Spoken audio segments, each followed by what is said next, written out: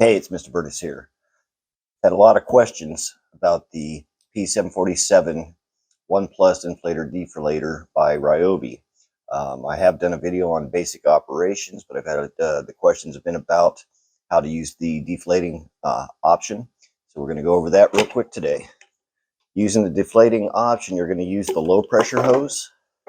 So you're going to pull that out, and the actual port for that is on the side where you actually store the actual low pressure hose. You can insert the hose into that, install your battery, just hit the mode button. So that comes up, and then you're going to change the arrow from making sure that you're not on the actual tire to the air mattress picture. So you're going to get that on there. So we're going to make sure we have that on the mode. So you're going to hit that twice, mode to turn it on, mode to get it to the air mattress. Then you're going to turn the unit on and off.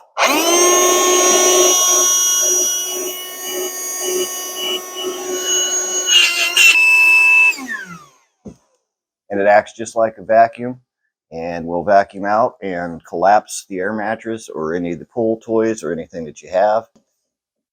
After you have it turned off, you're going to disconnect the hose, and you're going to store your hose back in the hose holder on your unit.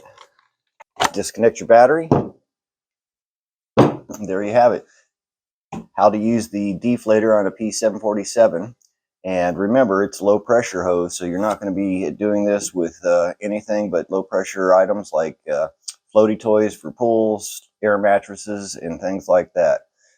Always remember, dream, think, design, build, and learn. I'll see you in the shop.